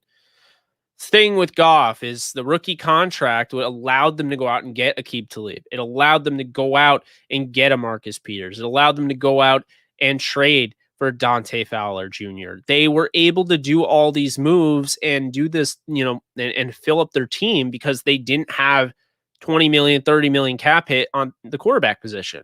They had an $8 million at the max cap hit. So then when they paid Goff, which was too early, trying to get ahead in the market, it kind of screwed them.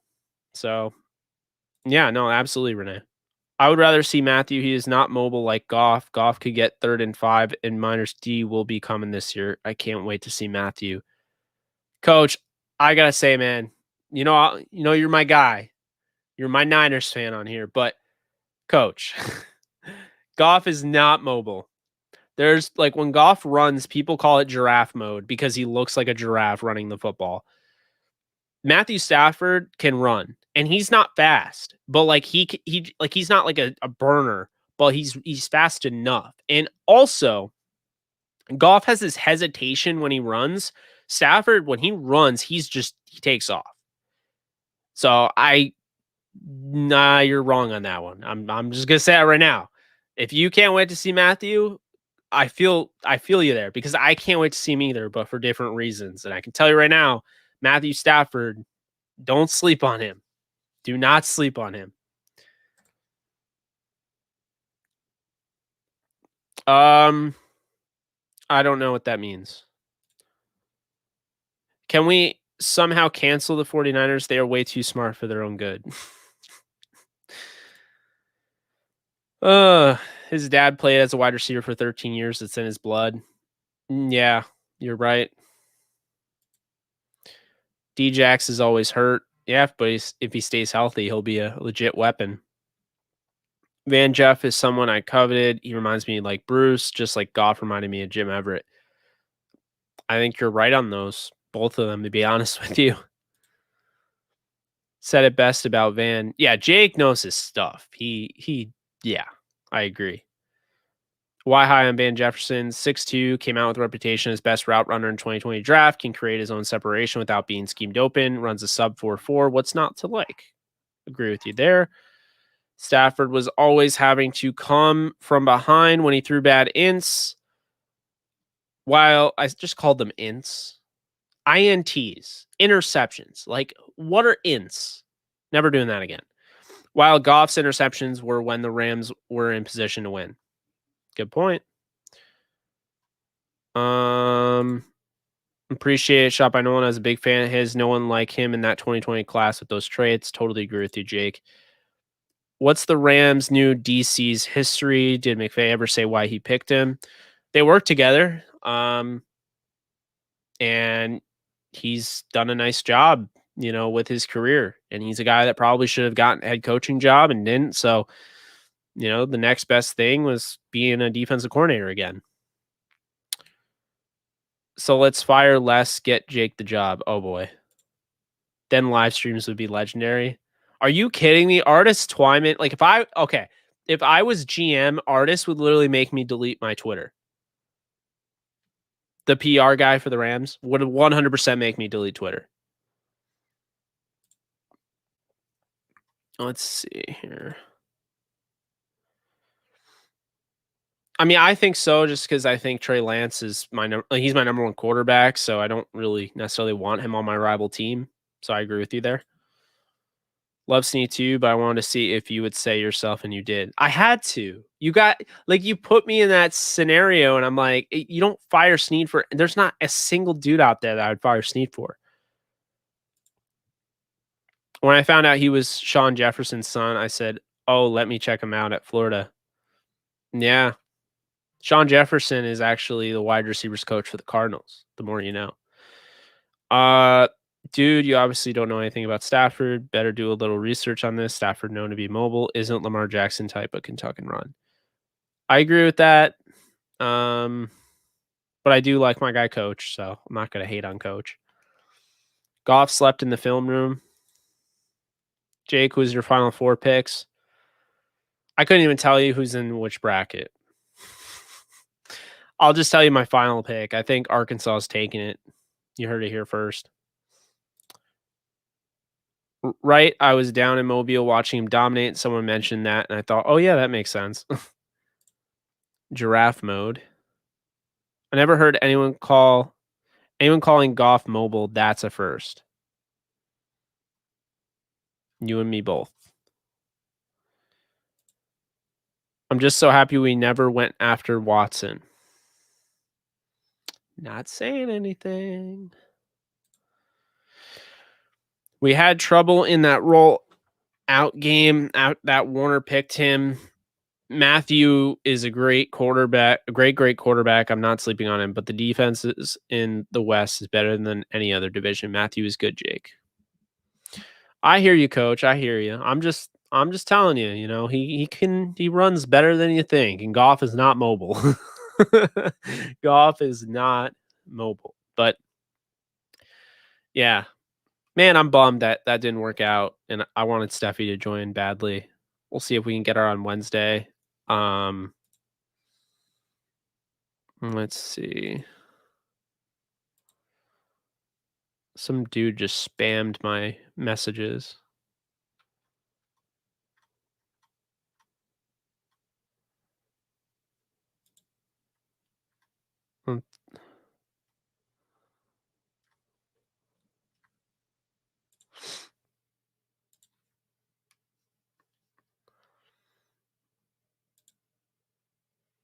Nothing. Okay, so never say it's safe to say that your team is making the Super Bowl, because it is ridiculously hard to make a Super Bowl.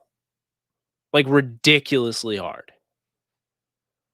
I will say that. But I have the Rams playing the Chargers in an all LA Super Bowl this year. You look at what the Chargers did. They have Justin Herbert, because the Dolphins picked Tua for some reason over him. They have a running game that's going to be healthier than last year, hopefully. Their wide receivers, obviously, Keenan Allen. You have Mike Williams. They'll probably add another guy.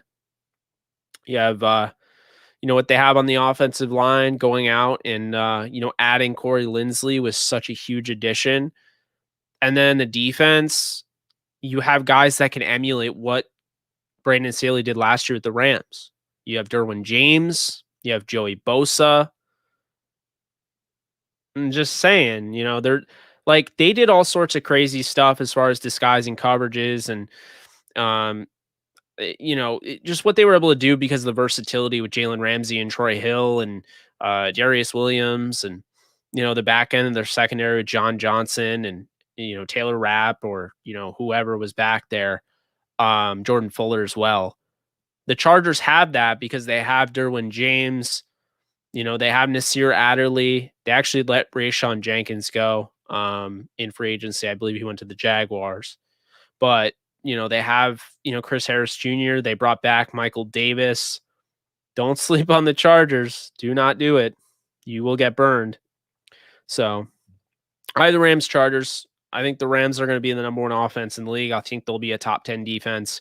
I think the Chargers will be a pretty good offense. Probably top 10, but their defense will be top 5, maybe top 3, maybe even the best. We will see. But that's where I'm at on that. So true. Green Bay has been so close multiple times, couldn't get it done. Patriots set an absurd precedent, making the Super Bowl something we will never see again. That's what I'm saying. How many of those, I don't want to, rub it in there, Jake, but how many of those teams that Aaron Rodgers quarterback should have won the Super Bowls? I mean, the stats are ridiculous. Rodgers should have like 4 Super Bowls. I mean, that's the thing. His defense has really let him down. And then when everyone's saying, well, Rodgers against Brady, like Brady threw 3 picks and his defense was able to make something happen.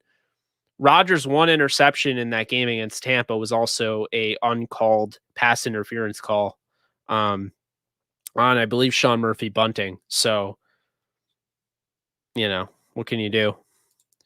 Rams versus Chargers Super Bowl would be held at SoFi. You were right. It would. That would be pretty cool, right? That's kind of where I have it going,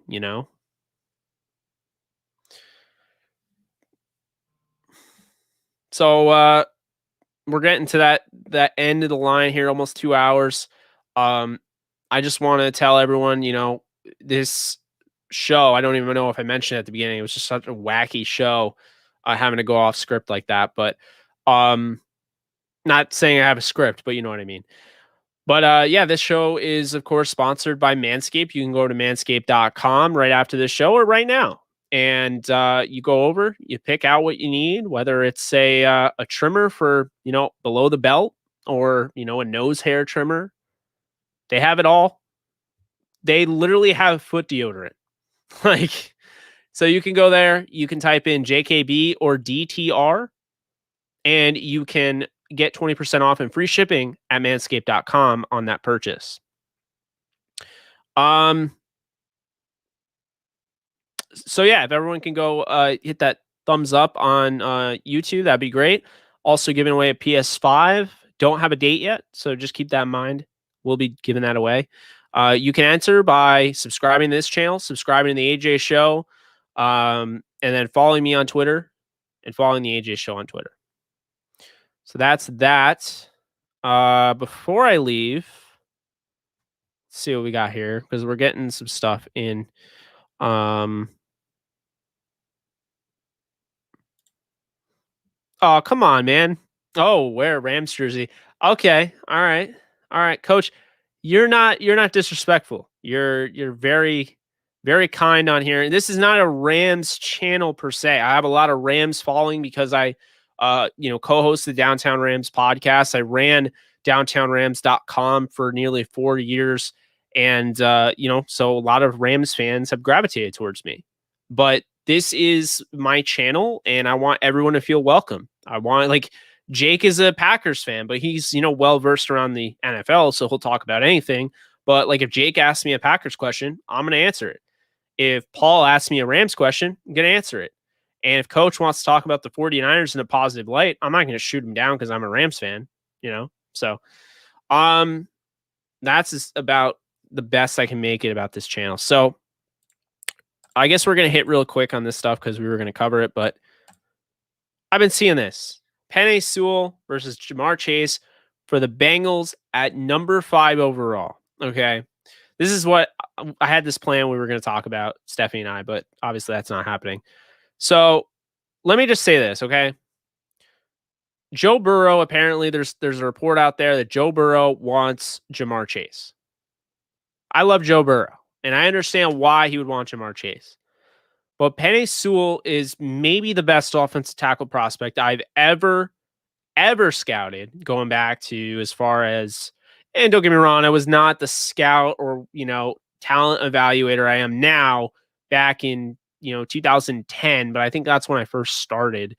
He's the best offensive tackle prospect I've ever seen. So, I just, I feel like Sewell you're getting the best tackle prospect that I've ever seen or that I've ever scouted, on a team that really had a hard time protecting you. And with Burrow, I understand you want a weapon, but you had Tyler Boyd, who's an absolute star.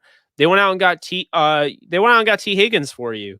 You have guys. And so I look at that, I'm like, maybe Kyle Pitts might be an option if you're looking for, a weapon, but I don't know if Jamar Chase is where I would go. If they trade down, I'm not going to hate on that, right? If they trade down and get Pitts, not hating on that, okay?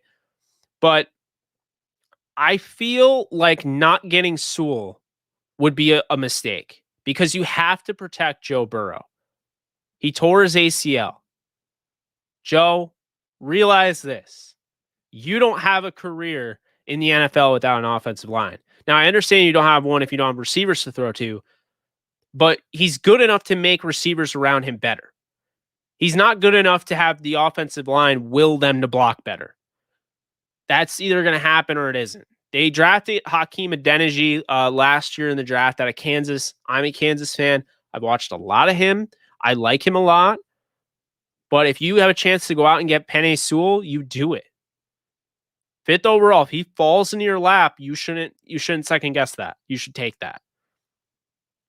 So I understand, the argument, because you could say, well, they could take Chase, and then this offense tackle group you were just telling me earlier, Jake, is really, really good. So they could draft a guy. They have, an early second round pick. Yeah. But could I not make the argument that if he just wants an LSU guy, they could get Terrace Marshall at the beginning of the second round?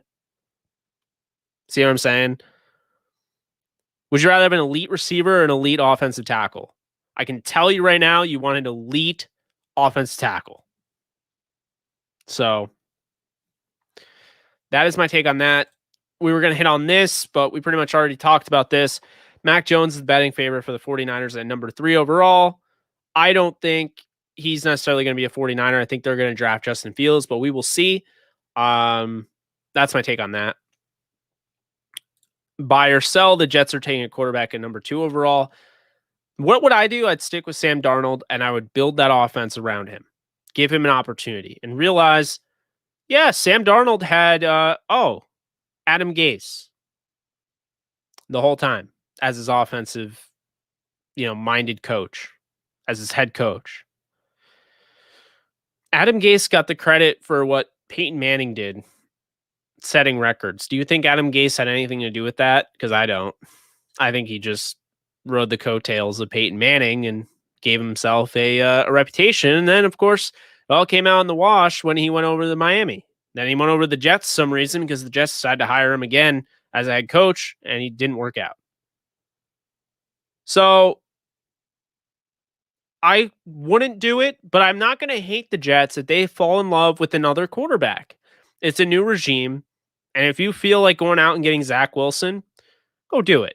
If you feel like going out and getting Trey Lance, go do it. If you feel like getting Justin Fields, go do it. If you feel like getting Trevor Lawrence, shouldn't have beaten the Rams. But yeah, I'm gonna buy that. I think the Jets are gonna take a quarterback at number 2. I don't necessarily think that's something I would do. I would go out and get Sewell, or I'd get him a weapon, maybe trade down. But I'm feeling like they're probably gonna take a quarterback. I think I'd just be ignorant at this point to say that they're taking Sewell. Okay, NFL has officially extended their season to 17 games starting this season. Oh boy. If it already wasn't hard enough to compare today's NFL statistics wise to other eras, it got harder because now we decided to add a 17th game, which is only going to make comparing statistics ridiculous. Not a fan of it. I'm not a fan of it for the player's perspective. You're playing a very dangerous sport. You have guys that can't stay healthy for 4 games. Now you're adding another game. You're also taking away a developmental preseason game as well. Not a fan of that, especially after you totally wrecked the preseason last year. You gave up on it, and basically a lot of these guys didn't get jobs because they couldn't put film on. And so that's kind of where I'm at on this, is that I think the 17 game season is obnoxious. I think expanding the teams to seven teams in each conference to make the playoffs was fine. Although you get rid of a bye as the number 2 seed, but you do create more competition towards the end of the season. I think the 17 game season almost like nullifies the competition in a sense, as you know, that you created, because now you have another game. But who knows? I don't know. People may like it. I don't know. I love football. I don't need another week 17. I'm fine with it, or week 18 or whatever. I'm fine. Or there's going to be 17 weeks, I think, or 18. I don't know. There's going to be 18 weeks because they're going to have a bye. So 17 games, 18 weeks, and a bye. I don't know. I'm not a big fan of it. You guys can tell me if you're a big fan of it. I'm certainly not. I think it's the wrong move, if I'm being honest with you. But that's where it's looking. You too, Cole.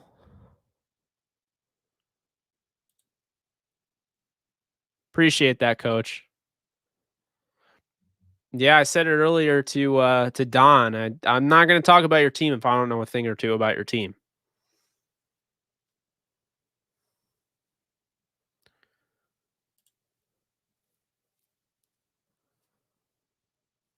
Yeah, that's where I'm at, Jake. I mean, and also let's not act like you can't get a contested catch guy in the second round. You know, Terrace Marshall's somebody who'll be there who he has familiarity with. But on top of that, keep this in mind. You can go out and get Nico Collins. He doesn't have to be from LSU. Nico Collins can play. 6'4", ran a 4.4, but he uses his body so well. I compared him to Kenny Golladay. I said it's better to draft Nico Collins than pay Kenny Golladay $18 million. Stephie wouldn't have liked that I said that just now, but that's how I feel. Please, no Pitts. The kid is real. 49ers don't have anyone to cover that dude. Sewell equals Munoz. Fun fact, Anthony Munoz came on my show. Sorry, shameless plug there. Yes, he is the best one I've seen in a long time. Possible Hall of Famer if he stays healthy. Let's see. He just moves so well, you know? I hope whoever the 49ers draft at 3 ends up being a bust. I'm assuming you don't like the Niners. Did I assume that right? No, I didn't even think about that. That could be a possibility too.